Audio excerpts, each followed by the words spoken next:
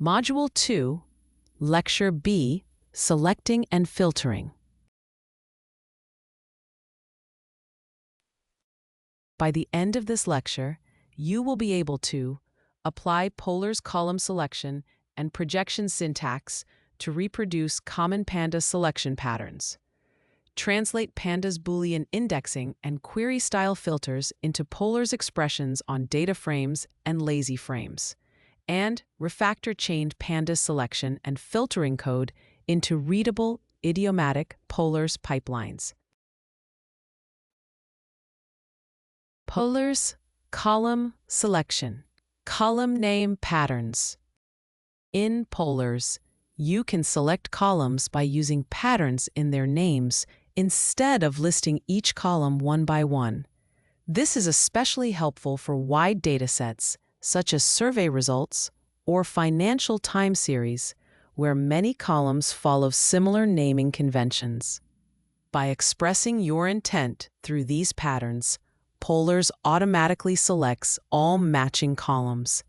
This lets you treat related columns as groups, making your workflow more scalable and better suited to real-world data. Using consistent naming patterns for columns in your dataset makes it much easier to select and work with related fields. For example, marketing data might group acquisition channels with prefixes like email or social, while clinical data might mark time points with suffixes like baseline or week 12. When columns follow clear patterns, you can quickly select whole groups based on those patterns instead of managing long manual lists. This reduces errors and makes your logic more transparent, because others can immediately see the context and purpose of your selections. Using consistent column name patterns helps you design cleaner, more manageable data schemas. For example, giving all price-related columns a shared prefix, or grouping all score-related columns under names like quiz or exam makes it easy to select and aggregate related data. This consistency keeps your code simpler and more maintainable, because your logic still works even when new columns are added. It also makes it easier to adopt tools like Polar's that can take advantage of pattern-based column selection. Python code, column name patterns. This section focuses on how to select columns in Polar's using simple name patterns. It explains how to choose columns based on shared prefixes or suffixes, and emphasizes showing clear printed output so you can see which columns are selected. It also compares the more tedious approach of listing each column manually with the more concise and efficient pattern-based selection. Finally, it notes that you should first install the Polar's library using the standard package installation command. We begin by importing the Polar's library, a powerful tool for working with data frames in Python, especially when dealing with large datasets. This import prepares our environment so we can create and manipulate data frames efficiently. With Polar's available, we can perform operations such as selecting columns based on specific patterns. Bringing in this library is the essential first step for all the examples and techniques we will use next.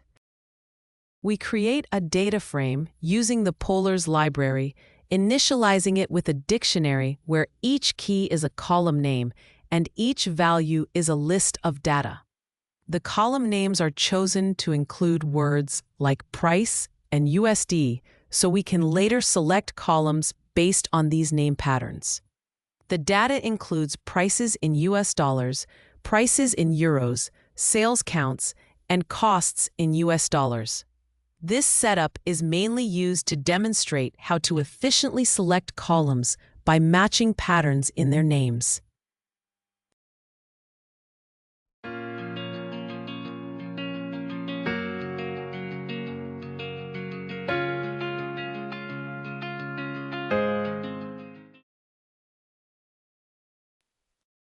We begin by printing the entire data frame so we can see all of its columns at once. This gives us a clear picture of the structure of the data and what information each column contains.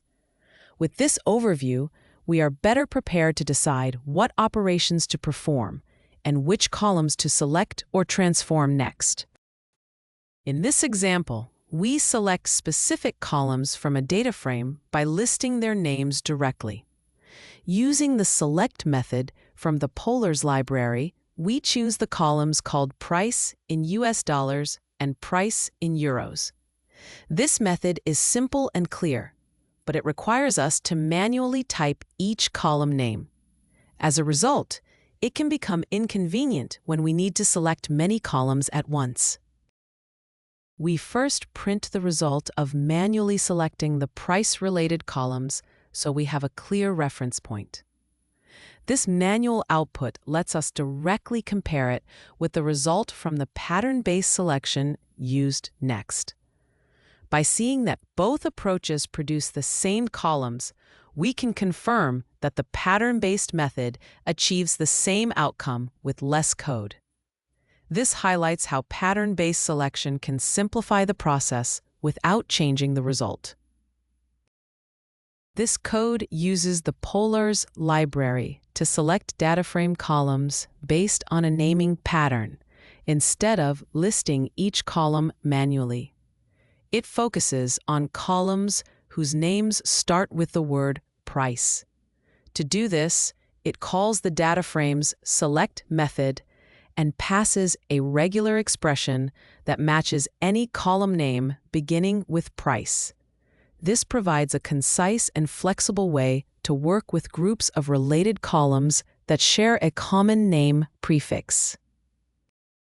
This code demonstrates how to select columns from a data table using a pattern instead of listing each column by name. It uses a prefix pattern to automatically choose all columns whose names start with the word price. This approach is more concise and flexible because it captures every matching column without extra manual work. The printed result shows that pattern-based selection produces the same outcome as manually selecting each price column, but with a simpler command. In this example, we use the Polars library to select data frame columns whose names end with USD by applying a regular expression pattern. The pattern matches any sequence of characters followed by an underscore and the text USD. This lets us automatically capture all columns related to the USD currency without having to name each one. As a result, the code becomes shorter, easier to maintain, and more adaptable when column names change. We select and print only the data frame columns whose names end with the suffix USD. This demonstrates how suffix-based patterns make it easy to filter columns related to a specific currency without listing each one manually. The result shows that pattern-based selection is both concise and powerful for working with groups of related columns.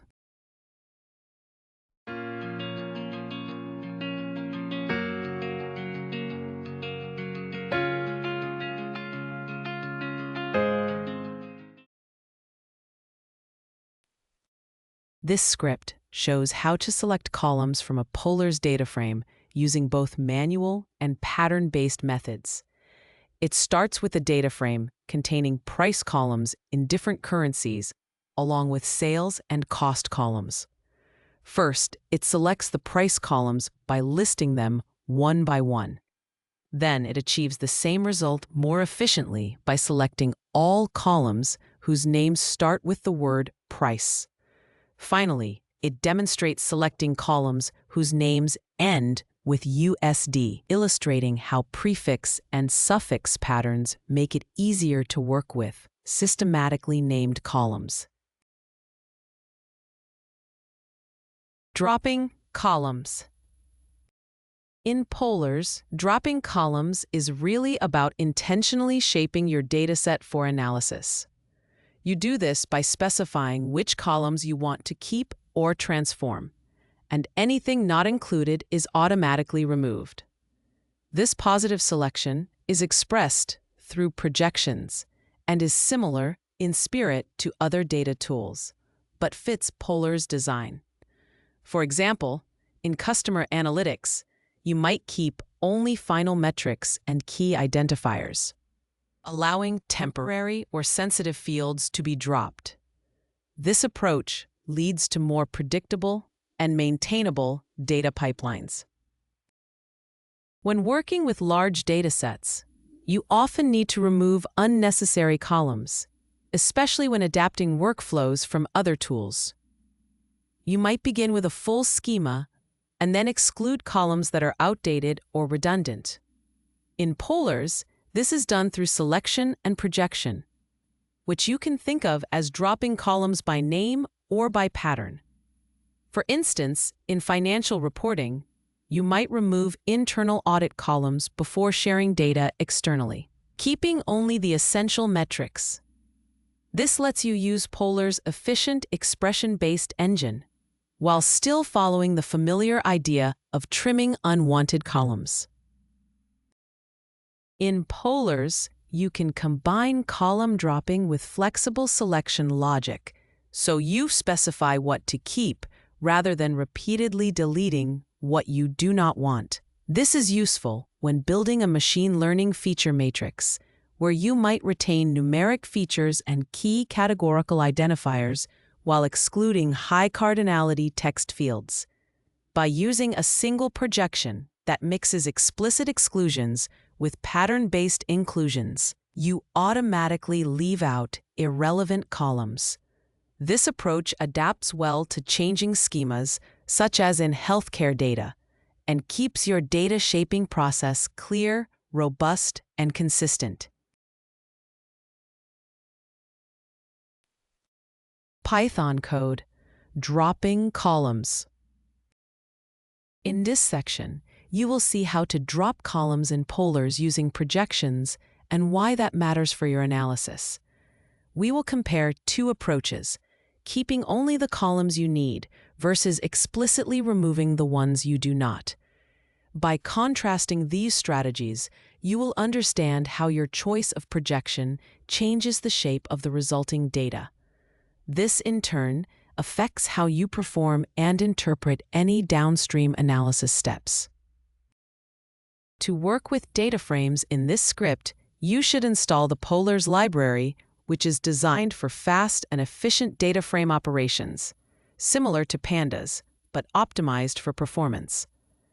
It is also recommended to install pl as an optional backend to further improve performance. pl allows Polars to take advantage of the Arrow data format and processing capabilities, leading to more efficient data handling in your workflows. We begin by importing the Polars library, which is built for fast and efficient work with data tables. Using Polars, we can easily perform complex data manipulations, such as choosing specific columns or leaving others out. This setup gives us a powerful and flexible way to handle data, especially when working with large datasets or performing advanced transformations. We begin by creating a small data frame with the Polars library to represent basic customer data. It includes a customer ID column with integers, an age column with the corresponding ages, a raw notes column with short text descriptions like VIP or late payer, and a temporary spore column with floating point values. This simple structure serves as a foundation for demonstrating how to perform column operations on customer data later in the script. We begin by printing the original data frame with all its columns so we can see the full structure and contents of the data before making any changes. This initial display lets us visually inspect the dataset, confirm which columns are included, and check that their values look correct. By doing this first, we establish a clear baseline for understanding the data before applying any modifications or projections.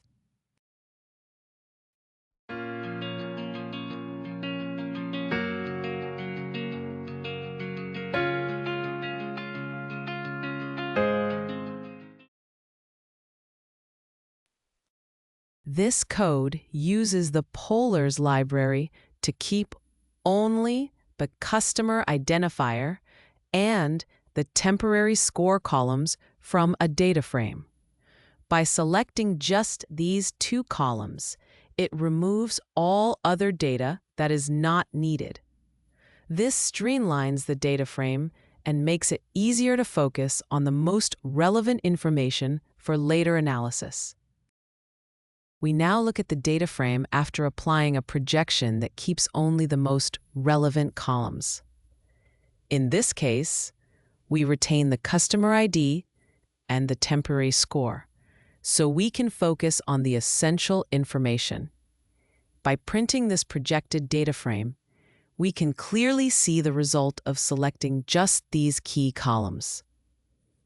This streamlined view prepares the data for more efficient analysis in later steps. In this example, polars is used to modify a data frame by first selecting all columns and then excluding specific ones. The select operation lets you define which columns to keep, and combining it with an exclude step means you start with every column and then remove the ones you name. Here, the raw notes and temporary score columns are dropped. This technique is helpful for removing sensitive or unnecessary information, so the data frame is cleaner and better suited for further analysis. This code first prints a message explaining that the data frame will be displayed after certain columns are removed. It then shows the updated data frame, which no longer includes the raw notes and temporary score columns. This example illustrates how to drop specific columns in a polars data frame so you can concentrate on the remaining data for further analysis. This script shows how to work with columns in a data frame using the polars library. It starts by creating a data frame with customer information, such as IDs, ages, notes, and scores, and displays the full set of columns.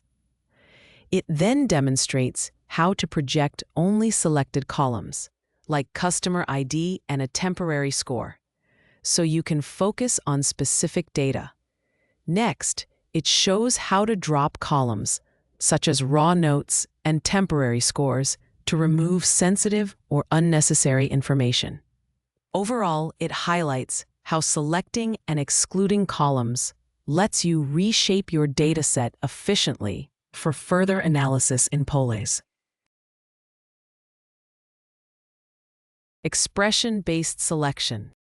In polars, expression-based selection lets you define columns using computations and transformations instead of only choosing them by name. During selection, you describe the output columns as expressions that are evaluated on the fly. This means you can select an original column, a modified version of it, and a completely new derived column all in one step. Keeping selection and transformation logic together makes your data processing pipeline more compact and easier to understand. Expression-based selection in polars works like writing formulas in a spreadsheet or using operations in Pandas. You define new columns by writing expressions that use existing columns, such as computing revenue from price and quantity and then labeling that revenue as high or low. This lets you select existing columns and create new ones in a single step, so you can view all the results together without splitting the logic across multiple operations. As your data transformations grow more complex, using expression-based selection in polars helps keep pipelines both efficient and easy to read. Because expressions are evaluated lazily, polars can optimize the workflow and avoid unnecessary computations. This method also makes it clear which columns are kept, changed, or newly created in the final dataset. In practical tasks like customer analytics or risk scoring, You can define all required metrics directly in the selection step, making your data preparation logic concise and maintainable.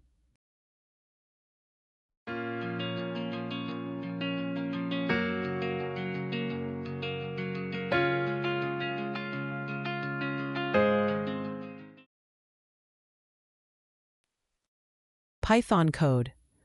Expression-based selection. This lesson shows how to use Polars expressions to select and work with columns in a simple sales dataset. You will see how to pick existing columns, apply transformations to them, and create new derived columns, all in a single selection step. The focus is on keeping the examples beginner-friendly so you can clearly see how expressions change the data. Everything is designed to run easily inside Google Colab, so you can follow along and experiment on your own. The line starting with an exclamation mark is a shell command meant to be run inside a Jupyter Notebook or Google Colab. It installs the Polars library along with PyArrow and fspec. Polars is used for working with data in DataFrame form. PyArrow supports efficient data exchange, and fspec handles file system access. Installing these packages ensures that all required dependencies are available so the code can run smoothly. We begin by importing the Polars library, which is built for fast and efficient work with data tables. It is especially helpful when dealing with large data sets or when performance matters. Using Polars prepares our environment for high-speed data manipulation and analysis. It also lets us take advantage of its powerful expression-based approach for selecting and transforming data. We begin by creating a small data frame with the Polars library that holds simple sales data. It has 3 columns: product, price in US dollars, and quantity sold. The product column identifies each item. The price column gives its cost, and the quantity column shows how many units were sold. With this basic structure in place, we can use Polars to perform various operations and transformations on the sales data. Using Polars, we select the product column and then derive several new columns in a single expression. We compute price with tax in dollars by multiplying the original price by 1.1 to add a 10% tax. We then calculate revenue in dollars by multiplying price by quantity for each product. Finally, we create a revenue flag that marks entries as high when revenue is greater than 30 and low otherwise. This approach lets us transform and enrich the data efficiently in one step. We begin by printing the original data frame so we can see the raw sales data before making any changes. This initial view serves as a baseline for comparison. By knowing what the data looks like at the start, it becomes easier to understand and evaluate the effects of the expression-based selection that is applied later in the script. Next, we display the resulting data table, which now contains both the original selected columns and the new derived columns. Printing this table gives a clear view of how the data has been transformed and what calculations were applied. By comparing the original values with the new ones, we can see the effects of our expression-based selections and how they enrich the dataset.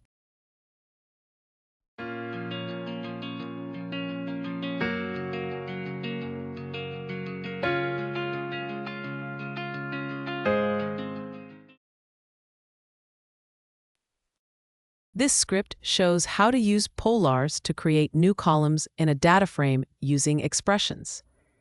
It starts with a simple sales data set containing products, prices, and quantities. then builds a new data frame that keeps the product column and adds calculated columns.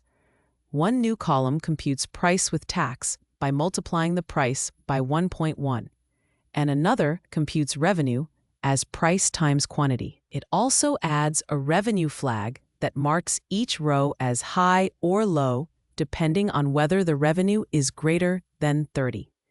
Running the code displays the original data and then the enhanced data frame, illustrating how polars can efficiently generate derived columns for data analysis.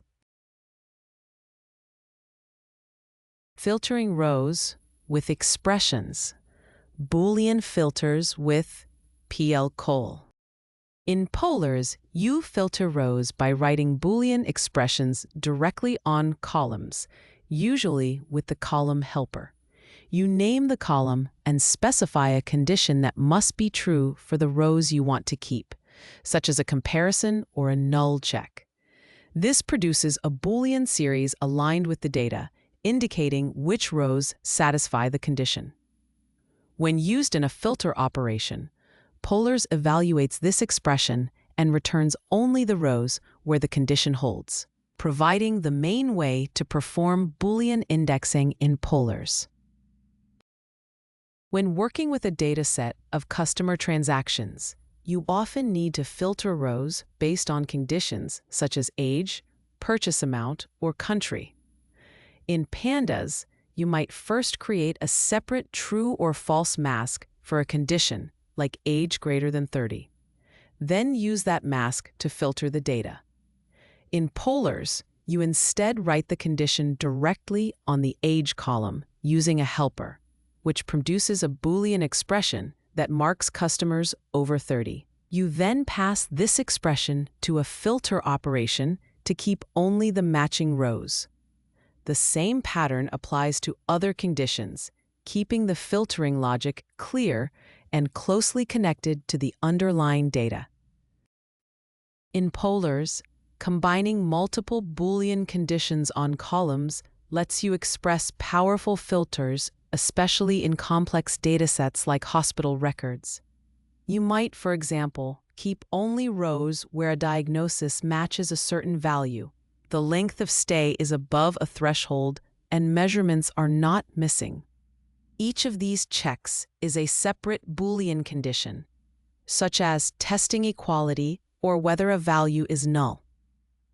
Polars lets you combine these conditions into a single expression that filters a data frame or a lazy query, making complex filtering patterns clear and consistent across both in-memory and lazy operations.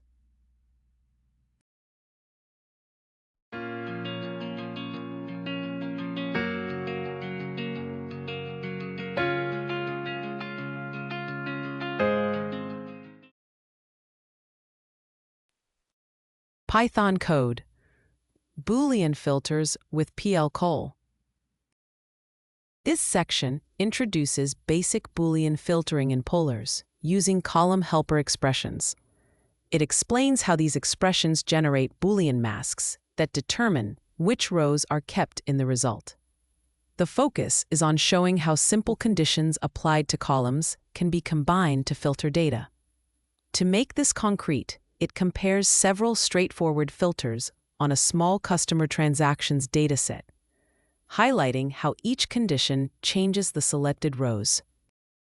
Before working with data frames using the polars library, you may need to install it, especially if you are not using Google Colab. This reminder is simply to run the installation step first so that polars is available in your environment. Once installed, you will have the necessary tools to perform the upcoming data frame manipulations and filtering operations without issues. We begin by importing the polars library, which is used to create and work with data frames. Polars allows efficient handling of data and supports common tasks such as filtering and aggregating. By bringing it into our project, we can use its powerful tools for data analysis, similar to those in Pandas, but often with better performance in some situations. We create a data frame using the polars library, which is similar to Pandas, but designed for high performance, to store customer transaction data. This data frame, called customers data, has three main columns: age, amount in US dollars, and country. The age column records how old each customer is. The amount column records how much they spent in dollars, and the country column stores each customer's country code. With this structure, we can easily manipulate and filter the data based on age, spending amount, or country. We begin by printing the original data frame so we can clearly see the data we will be working with. This lets us understand its structure and the available columns, such as customer age, transaction amount in dollars, and country. Viewing the full data frame first is important because it helps us verify that the initial data is correct and complete before we apply any filters or further analysis. We create a Boolean expression to filter customers by age using the age column of the data frame. Each age value is compared to 30 to check whether it is greater than 30. This comparison produces a Boolean mask that marks which rows meet the condition. We then apply this mask to the data frame to keep only the customers who are over 30 years old. We start with a data frame of customer transactions and apply a filter based on age. This filter uses a true or false condition that checks whether each customer's age is greater than 30. The data frame's filter operation then keeps only the rows where this condition is true. The result is a new data frame that contains only customers older than 30 years. We first print a short message to indicate that the next output will list customers older than 30. Separating this message from earlier results with a new line. Then we display the data frame that includes only the rows where the age condition is true, so it shows only customers above 30. This filtered data frame was created earlier using a Boolean condition combined with the filter method from the polars library. We create a Boolean expression to find transactions where the purchase amount is more than $100. Using polars, we look at the amount in US dollars for each row and check whether it is greater than 100. This check produces true or false values for each transaction. We then use this expression to filter the data so that only rows meeting this condition are kept. We use a filter operation on the customer's data table based on a condition that marks purchases greater than $100. This condition selects only the rows where the purchase amount exceeds that threshold. The result is a new data table that keeps only these larger transactions. In this way, smaller purchases are removed and we focus on higher value sales. We now display the filtered data frame that includes only rows where the purchase amount is greater than $100. First, we print a short message to explain what the output represents. Then we show the data frame that was created using this large purchase condition. This lets us focus only on transactions that meet the specified threshold and highlights the more significant purchases.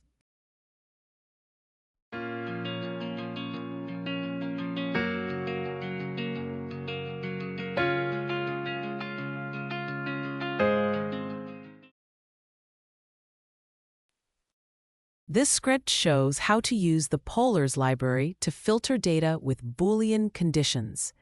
It begins with a small data frame of customer transactions that includes age, purchase amount, and country, and prints this original data. The script then creates a condition to select only customers older than 30 and applies it to produce a filtered data frame.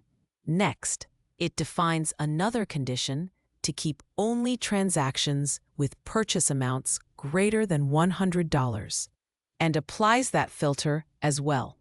Overall, it demonstrates how Pollar's column expressions can be used to extract rows that meet specific criteria, such as age or purchase amount. Logical condition chaining. When working with more complex analytical questions, you often need to combine several conditions, which is where logical condition chaining becomes important. In Polars, you build these compound filters by connecting Boolean expressions with logical operators such as and, or, and not. This is similar to how Boolean indexing works in Pandas, but Polars encourages you to think in terms of expression trees. In this model, each comparison and logical operator is part of a larger structure that the engine can analyze and optimize as a whole. When writing complex chained conditions, prioritize readability and the order in which they are evaluated. For example, if you want to filter hospital admissions to keep only adult patients, remove rows with missing diagnosis codes and include only admissions after a policy change. You combine these requirements with logical and operators. Use clear grouping with parentheses, especially when mixing and with or, so the logic is unambiguous. This careful structure makes the code easier to understand later and ensures you select exactly the rows you intend. When moving complex filtering logic from Pandas to Polars, it is more effective to chain all your logical conditions into a single expression. Instead of using multiple separate filters and temporary variables, Polars encourages expressing the entire filter as one cohesive statement. This approach makes the code easier to read and debug, and it works the same whether you are operating directly on data or using a deferred pipeline. It also lets Polars optimize the query more effectively, leading to better performance and a style that fits Polars' strengths. Python code. Logical condition chaining. This section explains how to chain logical conditions when filtering data with Polars. It compares using several simple filters one after another, with writing a single combined filter expression that includes all conditions.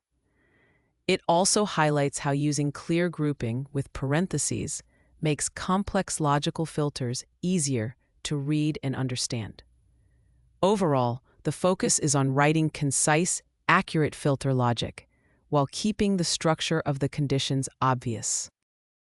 The line that begins with an exclamation mark is a command used to install the Polars and pl.col libraries, usually in a Jupyter notebook or similar environment. This ensures the libraries are available before the rest of the script runs. Polars provides tools for creating and manipulating data frames, and pl.col supports efficient data processing and working with different data formats. Installing these libraries first is essential because the later code depends on them for data handling and filtering. We begin by importing the Polars library, which is used to create and work with data frames. Polars provides efficient data processing features similar to those in Pandas, but is designed for higher performance. This import prepares the environment so we can perform data operations in the rest of the script. We begin by creating a small customer dataset using Polars, a high-performance library similar to Pandas. The data frame is called Customers and has 4 columns: name, active, spend in US dollars, and region. Each row represents one customer with their name, whether they are currently active, how much they have spent, and which region they are from. This simple structure will be used to demonstrate how to filter data in later steps. We begin by printing the original data frame so we have a clear reference before applying any filters. This lets us see the initial data including customer names, whether they are active, how much they spend, and which regions they belong to. Viewing the full data frame first helps us confirm the structure and values so we understand exactly what we are working with. This clarity is important before making any transformations or applying filtering logic.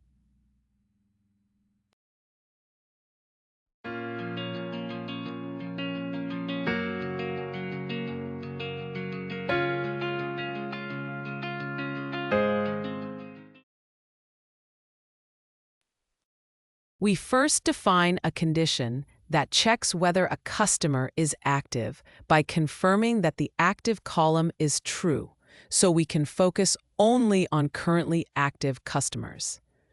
Then we define another condition that checks whether the spend in dollars is at least 100, which identifies higher spending customers.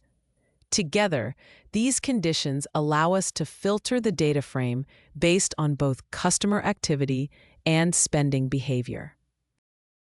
We use the Polars filter method to keep only customers who are active and have spent at least $100. The filter applies a logical AND between two checks, one that confirms the active column is true, and another that confirms the spend in US dollars is greater than or equal to 100. By combining these conditions, the data frame is narrowed down to customers who satisfy both requirements at the same time.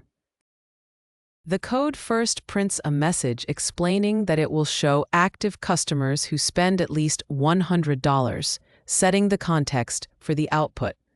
It then prints the filtered data stored in a variable that holds only the rows where customers are marked as active and their spending is at least $100.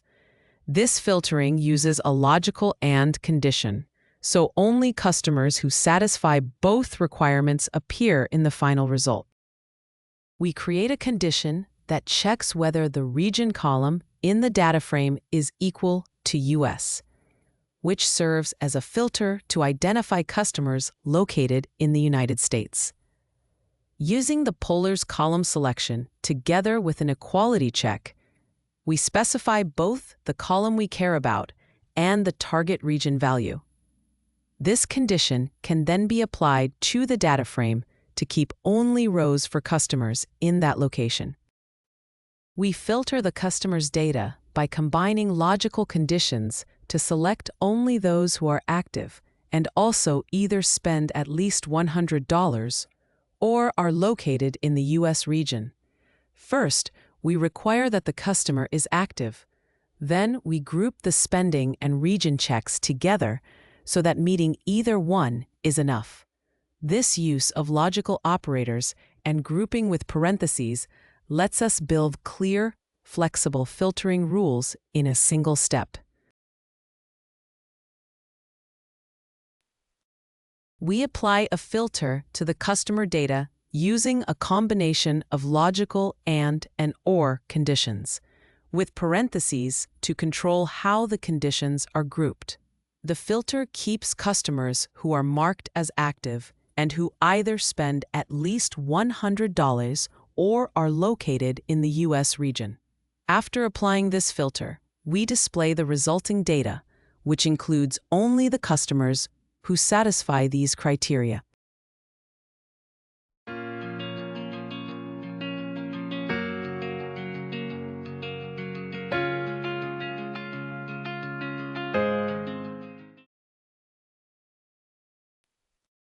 This script uses the Polars library to show how logical conditions can be chained to filter a customer data frame. It starts with data that includes each customer's name, whether they are active, how much they have spent, and their region. The first filter applies a logical AND to keep only customers who are active and have spent at least $100. A second, more complex filter combines and or with grouping to select active customers who either spend more than $100 or are located in the United States. Overall, it demonstrates how logical operators and clear grouping can refine data selection in polars. Eager versus lazy filtering. When filtering rows in polars, it is important to understand the difference between eager and lazy execution. In eager mode, each filter runs immediately on the data frame and returns results right away. In lazy mode, your filters are recorded as a plan on a LazyFrame and are only executed when you finally request the result. This lazy approach lets polars consider the whole plan and potentially run the filters more efficiently. When using polars, it is important to understand the difference between eager and lazy execution for filtering data. In eager mode, each filter is applied immediately and creates a new intermediate data frame, which is acceptable for smaller data sets. In lazy mode, filters are added to a query plan so polars can optimize the entire sequence of operations before running them. For large datasets, such as web traffic data, this lazy approach can greatly improve performance by pushing filters earlier and combining operations efficiently. As a result, you get faster execution and lower memory usage, even when the filter conditions themselves look similar. When choosing between eager and lazy filtering in polars, think about your workflow and data size. Eager filtering works well for small datasets because it gives immediate results and is easy to understand. For large data pipelines, lazy filtering is usually better, since it lets polars optimize how and when filters are applied. The filtering syntax is the same in both modes, so you can switch from eager to lazy without changing your logic, while still gaining performance benefits.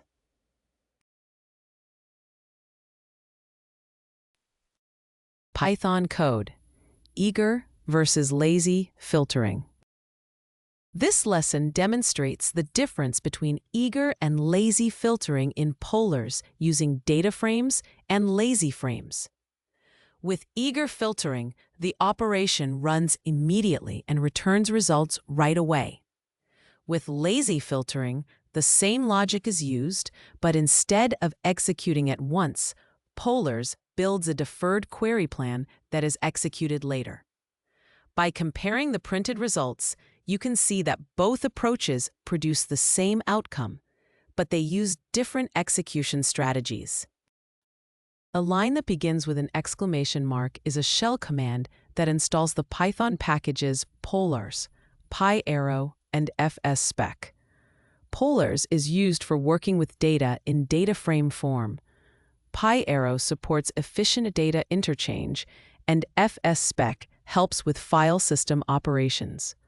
Running this command makes sure all these required libraries are installed so the script can run correctly. We begin by importing the polars library, which provides tools for working with DataFrames and LazyFrames. Polars is designed for efficient data manipulation and analysis, supporting both immediate and deferred execution of operations. By loading this library, we prepare the environment to perform advanced data filtering and transformation tasks in the code that follows. We begin by creating a small data frame with the polars library that holds daily temperatures in Fahrenheit. It has two columns, one for the weekday and one for the temperature. The days run from Monday through Friday, with example values like 70, 65, 80, 90, and 75 degrees. This simple structure gives us a clear data set we can use to demonstrate how filtering works.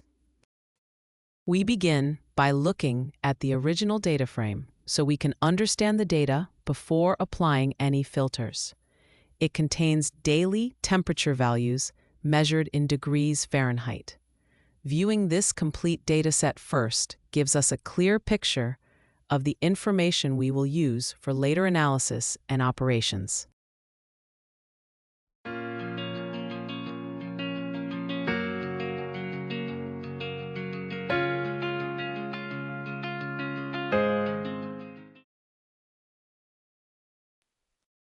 We use eager filtering on the data frame, meaning the filter is applied and completed right away. In this case, we keep only the rows where the temperature in Fahrenheit is greater than 75. The result is a new data frame that contains only the days with temperatures above this threshold.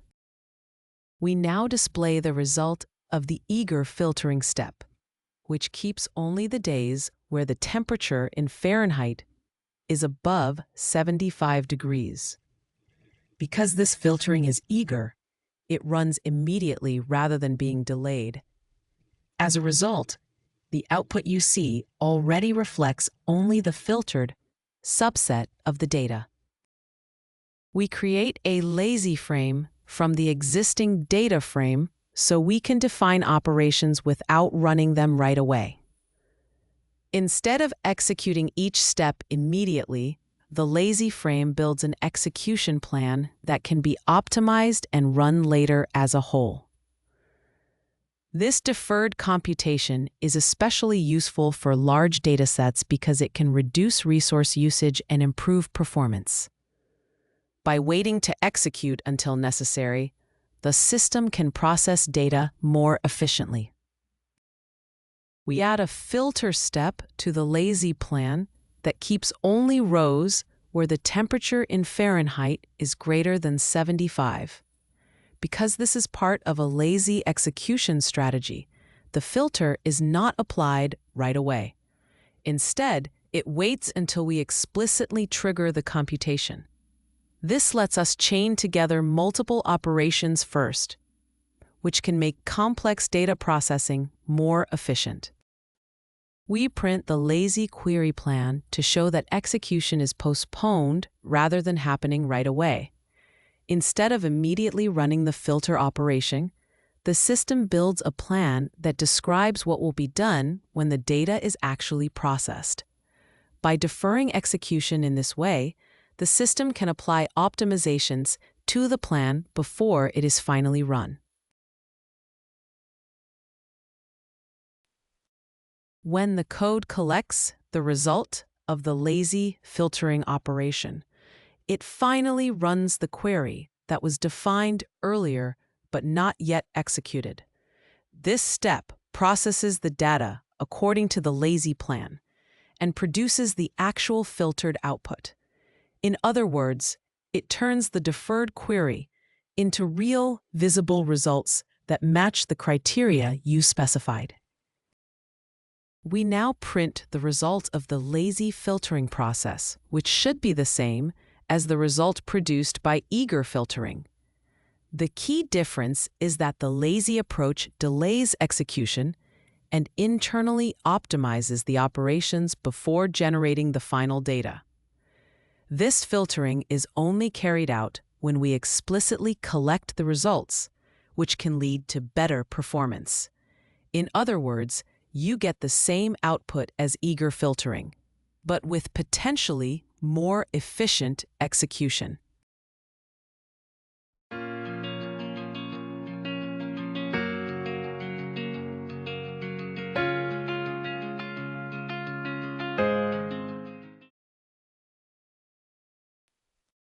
This script uses polars to compare eager and lazy filtering on a data frame of daily temperatures.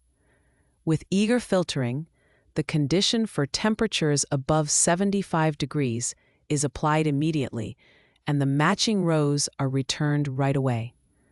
With lazy filtering, the script builds a query plan but does not execute it until you explicitly request the results. Printing this lazy plan reveals the deferred execution strategy. when you finally collect the lazy results, they match the eager output, but may benefit from internal optimizations, illustrating how lazy evaluation can delay work until it is actually needed. Refactoring filter chains, replacing chained Pandas loc-cols. Switching from Pandas to polars means moving from several separate filtering steps to one clear, combined expression pipeline. Instead of filtering by date, category, and numeric range in different operations, polars encourages you to apply all these conditions in a single transformation. Seeing all filters together makes the logic easier to understand, maintain, and adapt, whether you are working with sales data, clinical trials, or sensor readings. When refactoring selection patterns, focus on clearly describing the final subset of data you want, rather than walking through each filtering step. In Pandas, you might filter records in several stages, but in polars, you typically combine all conditions into one concise pipeline. This makes the business rules more explicit, reduces mental effort, and simplifies understanding. The same idea applies in many areas, such as filtering students for scholarships or choosing manufacturing batches that pass quality checks. Overall, this approach streamlines data selection and makes the logic easier to maintain. Switching from chained index-style calls to polars pipelines encourages a clearer, more structured way to build data transformations. Instead of mixing filtering, column selection, and other operations in a random order, you define expressions and apply them in a single, organized sequence. This lets you compute values, such as peak usage indicators in energy analytics, and then filter by customer criteria within one coherent pipeline. As a result, your logic becomes easier to test, modify, and understand without juggling multiple intermediate data frames. Python code, replacing chained Pandas loc-cols. This lesson shows how to replace several chained filtering steps in Pandas with one clear, readable pipeline in polars. You will see the same simple customer filtering logic written side by side in both libraries, so you can compare them directly. The data and output are kept very small, so beginners can easily follow what each step is doing. The goal is to help you understand how polars can express the same filters as Pandas in a more streamlined way. The line with the exclamation mark, followed by the install command, is an instruction to install the polars and Pandas libraries. It is commonly used in environments such as Jupyter Notebooks. This step ensures that these libraries are available before the rest of the code runs. In other words, it prepares the environment by making sure the necessary tools are installed in advance. We begin by importing Pandas and polars, two key libraries for working with structured data. Pandas is a standard tool for data manipulation and analysis, while polars provides a more efficient and expressive option, especially for large datasets. With both libraries available, we can compare how each one filters data and take advantage of their different strengths.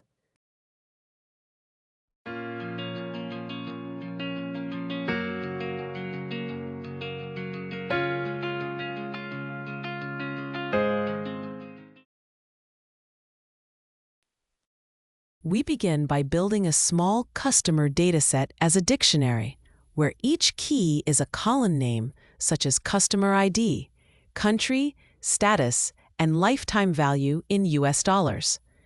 Each key maps to a list of values, with each position in the lists representing one customer's data across all columns.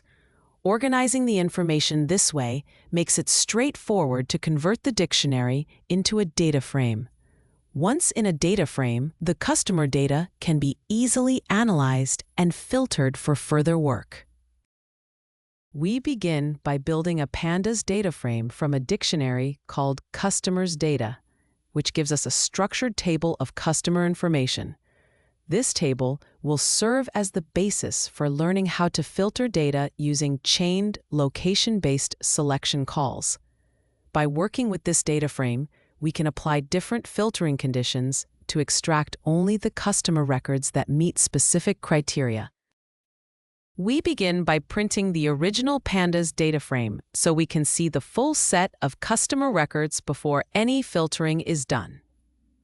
This display shows the data in the console, making it easier to visually inspect each row and column. By looking at this output, we can confirm the structure of the data frame and verify that the contents are what we expect before moving on to further analysis. To begin, we filter the Pandas data frame to keep only the rows where the country is the United States. We do this with the location-based filtering method, which lets us specify a condition for selecting rows. The result is a new data frame that includes only customers from the United States. This filtered data frame then serves as the starting point for applying any additional criteria we may need. The code further filters the Pandas data frame by keeping only rows where the status column is set to active. This step builds on the earlier filter that limited the data to customers from the United States. Using the location-based filtering method, it applies the active status condition directly to the already reduced dataset. As a result, only currently active customers remain for any later analysis. The code applies a final filter to the Pandas data frame to keep only customers whose lifetime value is greater than $1,000. This step narrows the dataset to entries that meet this financial threshold.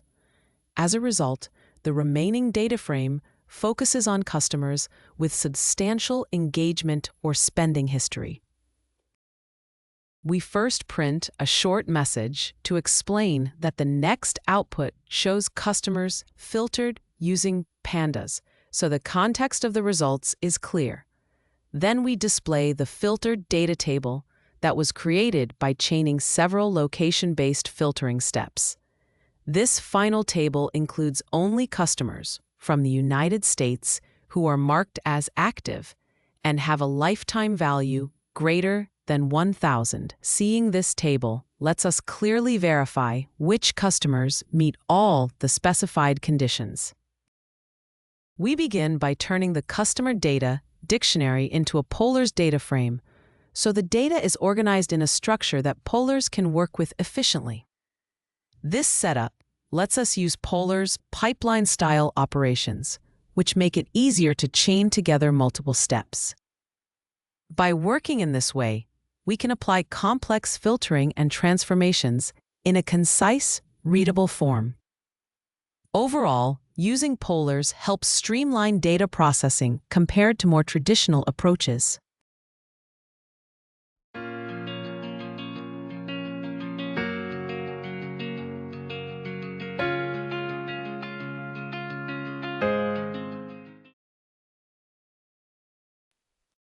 In Polars, you can filter a data frame by combining several conditions into one clear expression. For example, you might require that the country is the United States, the status is active, and the lifetime value in dollars is greater than 1,000. These checks are joined with logical AND operators, so the filter is applied in a single step. This creates a more streamlined and readable approach compared with applying multiple filters step by step, as is common in Pandas. We first print a short message to signal that the filtered customer data from Polars is about to be shown, which helps set the context for the output. Then we display the result of the filtering operation itself. This result lists only the customers who satisfy all the specified conditions. Together, these steps highlight how Polars can express complex filtering in a single, efficient, and easy-to-read pipeline.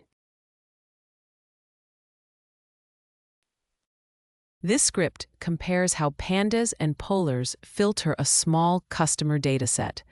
It first uses Pandas to build a data frame and applies several chained filters to keep only customers from the United States who are active and have a lifetime value above $1,000.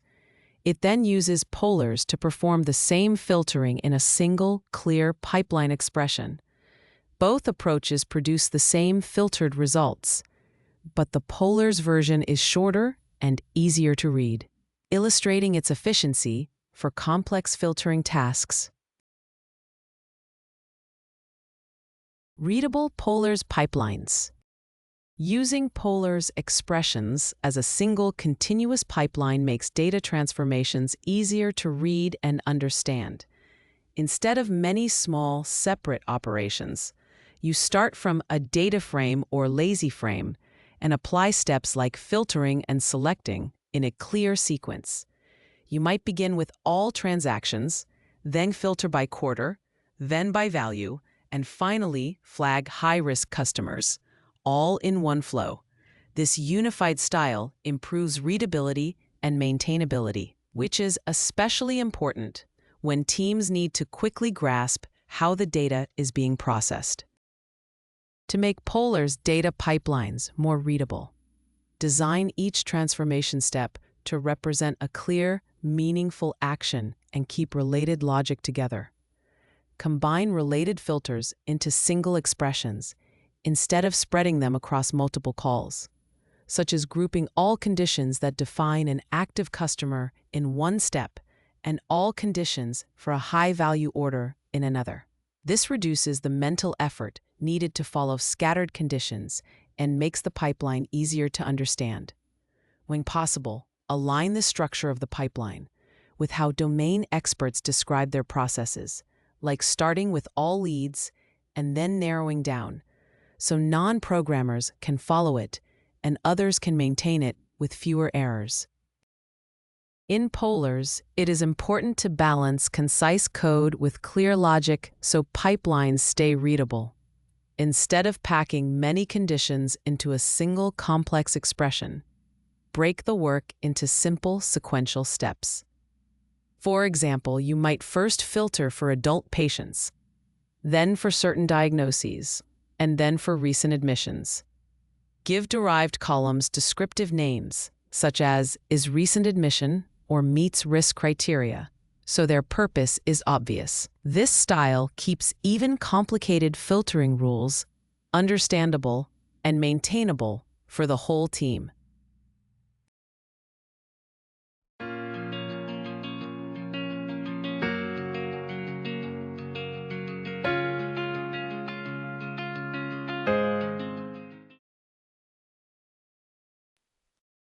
Python code, readable Polars pipelines.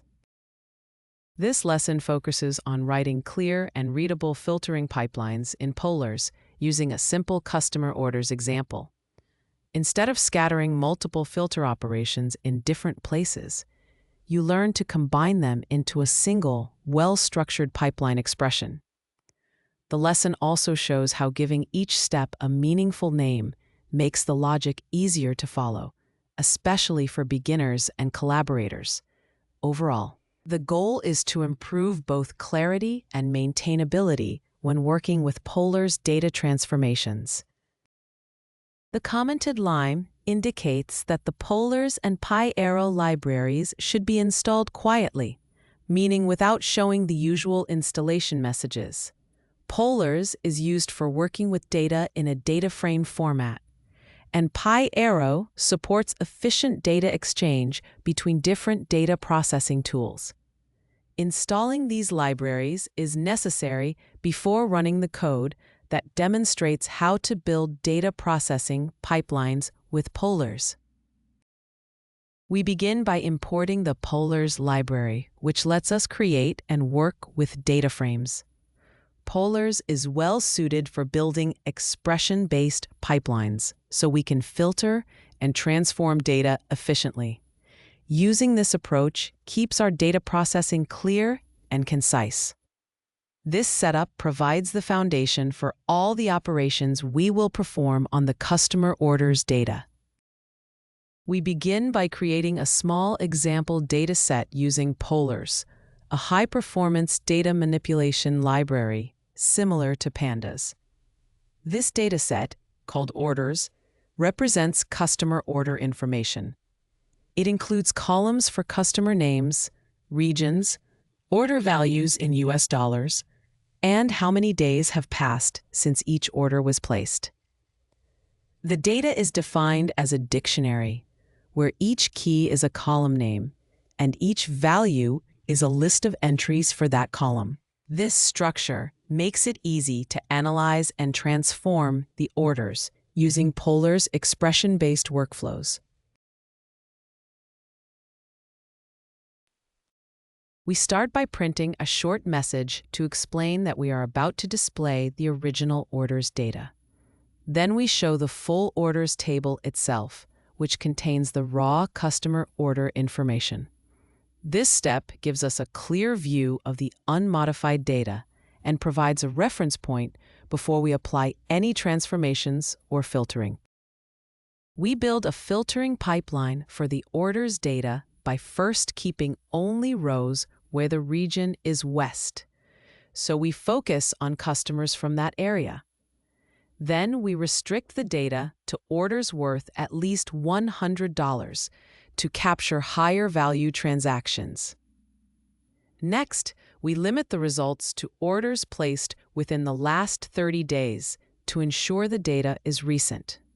Finally, we add a new column that flags orders over $250 as very high value, giving a clear marker for the most valuable transactions.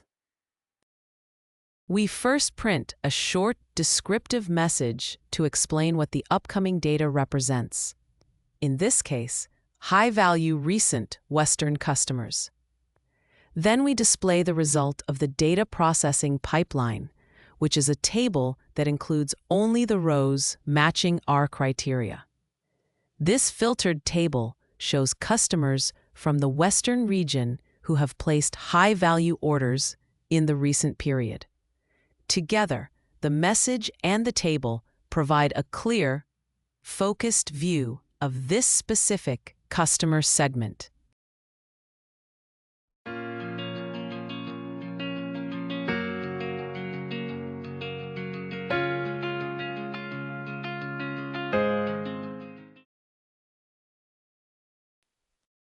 This script shows how to build a clear data processing pipeline using Polars with a small dataset of customer orders.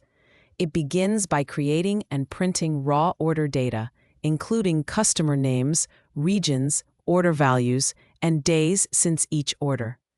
The pipeline then filters the data to keep only high-value, recent orders from customers in the Western region, defined as orders over $100 placed within the last 30 days. It also adds a new column that marks very high-value orders, which are those above $250. The result is a concise, filtered table of important Western orders that makes the overall processing steps easy to understand and reuse. Validating filtered outputs. When you refactor complex selections and filters into a Polars pipeline, you must verify that the new version produces exactly the results you expect. Make sure all required rows are included and that no unwanted rows appear. Because Polars uses a declarative style, the filter logic can change if it is not translated carefully. Always compare the refactored output with a trusted baseline, especially in sensitive areas like healthcare or finance, where even small data differences can have serious, real-world consequences. To validate a refactored Polars pipeline, combine global and local checks. At a global level, compare overall properties such as row counts and key value distributions between the original and new datasets. At a local level, test specific records that you expect to pass or fail the filters, including edge cases like boundary dates or borderline prices. Using both perspectives helps confirm that the refactoring preserves the original logic while improving clarity and performance.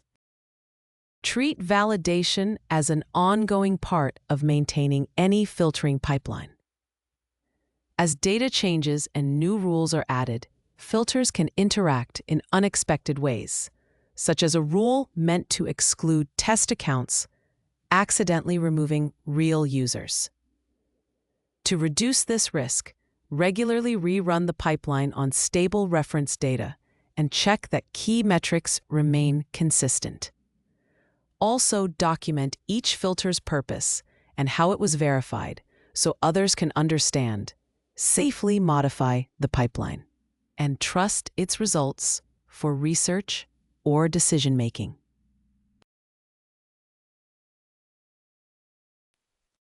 Python code. Validating filtered outputs. Validate that your filtered results from Pandas and Polars match by comparing both global and local checks. First, confirm that overall properties like the number of rows and simple aggregates, such as totals or averages, are consistent between the two pipelines. Then, drill down to specific known customer records and verify that their filtered values and attributes are identical in both outputs. Together, these checks help ensure that the two implementations produce equivalent, trustworthy results. A line that begins with an exclamation mark is a command used to install the Polars and Pandas libraries with a package manager. It is typically run in a command line or notebook so that these libraries are available to the script. By downloading and installing the packages first, it prepares the environment and prevents import errors when the rest of the code runs. We begin by importing the Pandas library with a short alias so we can easily use its data analysis tools throughout the script. We also import the Polars library with its own alias, which provides a similar data frame interface but is designed for higher performance, especially on large datasets. With both libraries available, the environment is set up to perform data manipulation using either tool and to compare how their features and performance differ in the code that follows.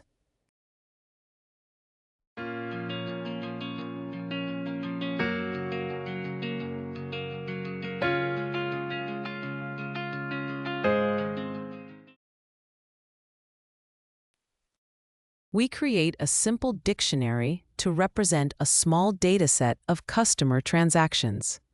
It includes 4 fields: a customer ID that stores unique integer identifiers, a state that stores the state where each transaction occurred, an amount in US dollars that stores the transaction value as a decimal number, and a test account flag that stores whether the transaction came from a test account as a true or false value. Each field is associated with a list of values, and the lists are aligned so that values at the same position describe one transaction. This structure gives us a clear, organized dataset that we can use for further processing and analysis. We begin by building a Pandas data frame from the data dictionary, which acts as our original and trusted version of the filtering logic. Using Pandas lets us easily manipulate and analyze the data, including applying filters and transformations. This initial data frame is crucial because it provides a clear baseline for comparing results from other data processing frameworks. By checking new or refactored pipelines against this baseline, we can confirm that they produce consistent and correct results. We apply a filter to the Pandas data frame to focus on relevant customer transactions, The filter keeps only customers located in California, whose transaction amount is at least $100. It also removes any accounts labeled as test accounts. This way, we isolate real customer transactions that meet the specified criteria for further analysis or validation.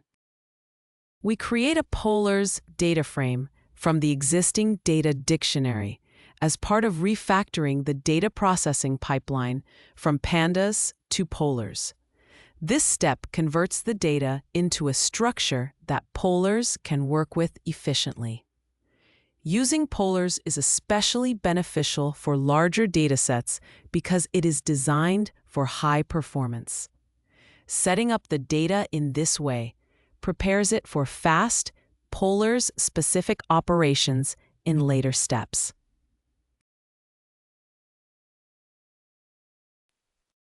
We apply a filter to the polars data frame using an expression-based pipeline, which is both efficient and concise. The filter keeps only rows where the state is California, the dollar amount is at least 100, and the account is not flagged as a test account. This filtering logic matches the criteria used in the Pandas version, so both data processing pipelines remain consistent. To validate that Pandas and polars produce consistent filtered results, we first compare the number of rows in each filtered data frame. We do this by checking and printing the length of the filtered data from both libraries. If the row counts match, it indicates that the filtering logic is behaving the same way in both Pandas and polars. This simple global check helps confirm overall consistency before looking at more detailed comparisons. To validate our results, we compare total revenue from the filtered transactions in both Pandas and polars. We do this by summing the amount in dollars column for the filtered data in Pandas, then repeating the same calculation for the filtered data in polars.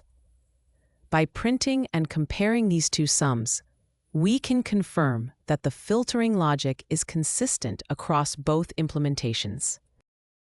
We create a list of customer identifiers containing the numbers 1 and 4, which are specific examples we expect to pass through the filter. These identifiers act as known test cases. By checking whether they appear in the filtered results, we can confirm that the filtering logic is working correctly. This helps ensure the accuracy of the overall data processing.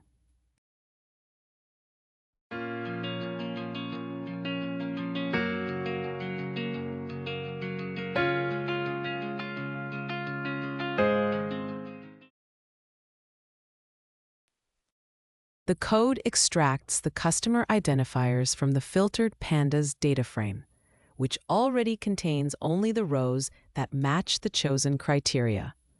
It then converts this column of identifiers into a list and sorts the list in ascending order. Finally, it prints the sorted identifiers so you can see exactly which customer records remain after filtering. This makes it easy to verify and compare the filtered results with those produced by polars. We take the customer identifiers from the filtered polars data frame, convert that column into a list, and then sort the list so the identifiers appear in ascending order. After sorting, we print the list of customer identifiers. This lets us clearly see which specific customers passed the filtering criteria in the polars pipeline. The code performs a local validation by checking whether the filtered results from Pandas and polars contain the same set of customer identifiers.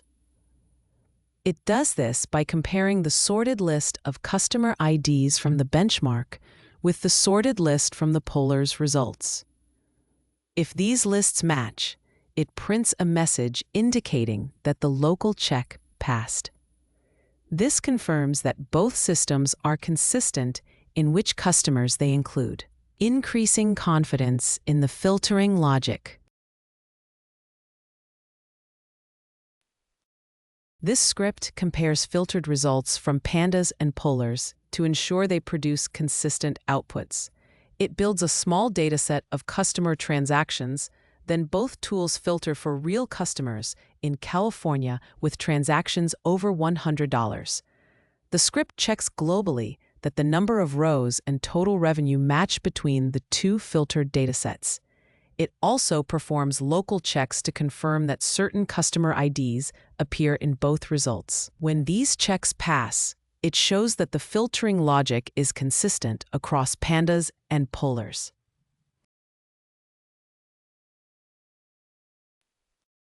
In this lecture, you learn to apply Polar's column selection and projection syntax to reproduce common pandas selection patterns, translate pandas Boolean indexing and query style filters into Polar's expressions on DataFrames and LazyFrames, and refactor chained pandas selection and filtering code into readable, idiomatic Polar's pipelines. In the next module, Module 3, we will go over transformations and pipelines. Thank you for your attention. See you all in the next lecture.